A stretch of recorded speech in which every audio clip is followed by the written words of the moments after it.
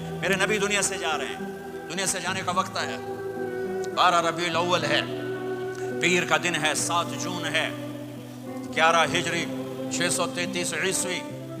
جبریل نے آ کے صبح صبح اپنے ساری بیگمات کو بلایا، رخصت فرمایا، ملاقات کی، بیٹے کو بلایا، کان میں کہا میں جا رہا ہوں۔ وہ رونے لگی، رو نہیں، سب سے پہلے تیری میری ملاقات ہوگی۔ 6 ماہ بعد بیٹی بھی پہنچ گئی باپ کے پاس۔ پھر داماد کو بلایا، ان کو گود، ان کا سر اپنی گود میں رکھا، کمر پہ ہاتھ پھیرا، دعا دی، رخصت فرمایا۔ آخر میں اپنی آنکھوں کی ٹھنڈک کو بلایا، کون؟ حسن اور حسین، کہ میری آنکھوں کی ٹھنڈک حسن اور حسین، میرے جنت کے پھول حسن اور حسین۔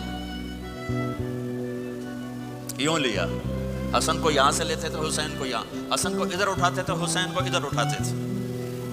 حسن سر سے لے کر کمر تک پورے اپنے نانا کے مشابہ تھے، کمر سے پاؤں تک اپنے باپ کے مشابہ تھے۔ حسین اس کا الٹ تھے، سر سے لے کر کمر تک اپنے باپ کے مشابہ تھے، کمر سے لے کر پاؤں تک اپنے نانا کے مشابہ تھے۔ اس مشابہت کی وجہ سے آپ کہا کرتے تھے حسن میرا بیٹا ہے، حسین علی کا بیٹا ہے۔ آخر میں ان کو بلا کر یوں لیا، اور ساتھ ہی آنسو ٹپ ٹپ ٹپ ٹپ ٹپ ٹپ۔ بیویوں کو جدا کیا، آنسو نہیں، بیٹی کو جدا کیا، آنسو نہیں، داماد کو جدا کیا، آنسو نہیں، جب بچوں کو جدا کرنے لگے تو یوں آنسو۔ ایک کو زہر میں تڑپتے دیکھا، ایک کا کٹا سر نیزے پہ چڑھتے دیکھا تو آنسو رک نہیں سکے، دعا نہیں کی، ہاتھ نہیں اٹھائے، اللہ کی تقدیر کے سپرد کر دیا، اولاد کو ذبح ہونے کے لیے تیار کر دیا کہ کل میری امت اولاد کے پیچھے جھوٹ نہ بولے، رشوت نہ لے، حرام کاروبار نہ چلائے، دھوکہ نہ دے، فراڈ نہ کرے، بچوں کو کہاں سے کھلائیں، بچوں کو کہاں سے پلائیں، کہ یہ میرا حسین کا سر کٹ کے نیزے پر چڑھا ہوا ہے۔ کچھ نہیں بولے، رخصت فرما دی۔ جب سب چلے گئے تو جبریل آ گئے، آپ نے فرمایا کیا ہوا؟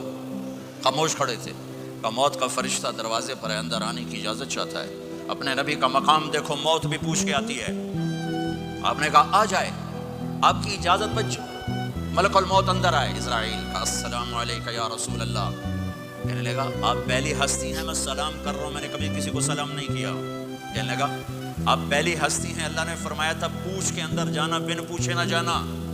پھر کہنے لگے آپ پہلی ہستی ہیں، اللہ نے فرمایا آنا چاہیں تو لے آنا، رہنا چاہیں تو چھوڑ کے آ جانا۔ یہ وہ دربار رسالت ہے جہاں موت بھی پوچھ کے آتی ہے۔ آپ نے فرمایا میں اجازت دے دوں میری جان نکالو گے؟ کہ جی نکالوں گا، نکالو۔ آپ نے یوں جبریل کو دیکھا، کیا کہتے ہو، جاؤں یا رہ جاؤں؟ جبریل نے کہا اللہ آپ کی ملاقات کے شوق میں ہیں، فیصلہ آپ کریں گے۔ ہاں یہ بات سنانا چاہتا تھا اگلی۔ آپ نے کہا اچھا جاؤ، پہلے اللہ سے پوچھ کے آؤ میرے بعد میری امت کے ساتھ کیا کریں گے، میرے بچوں کے ساتھ۔ یہ ساری مائیں، میرے بچے میرے بچے میرے بچے میرے بچے۔ میرے نبی کو تو پتا تھا کہ یہ تڑپ تڑپ کے ایک زہر میں جائے گا اور ایک کا سر کٹ کے نیزے پہ چڑھے گا، کیوں نہیں ان کے لیے ہاتھ اٹھائے؟ ہمارے لیے کیوں روئے کہ جاؤ اللہ سے پوچھ کے آؤ میرے بعد میری امت کے ساتھ کیا کرے گا، میں پھر جواب دوں گا۔ جبریل واپس گئے، موت کا فرشتہ کھڑا ہوا ہے، جواب آیا یا رسول اللہ آپ کا رب کہہ رہے ہیں آپ کی امت کو تنہا نہیں چھوڑوں گا، مجھے میرے رب کی قسم جو سن رہا ہے جس نے ہمیں یہاں جمع کیا ہے، سنو میری بات غور سے، اگر میرے نبی یہ سوال نہ اٹھاتے تو آج میں اور آپ بھی بندر خنزیر میں بدل چکے ہوتے۔ میری اور رب کی کوئی رشتہ داری نہیں ہے، اس امت نے وہ سب کچھ کر دیا جو پہلی امتوں نے کیا، لیکن کون ہے جس نے اصحابوں کو روکا ہوا؟ وہ میرے نبی کے آنسو، میرے نبی کی آہیں، میرے نبی کی دعائیں، میرے نبی کی فریادیں، میرے نبی کی تڑپ، میرے نبی کا رونا، میرے نبی کا پیٹ پہ پتھر باندھنا، اس نے روک دیا۔ کوئی نبی جاتے ہوئے امت کے لیے نہیں رویا، واحد نبی ہیں جو جاتے ہوئے امت کے لیے روئے، میری امت میری امت میری امت۔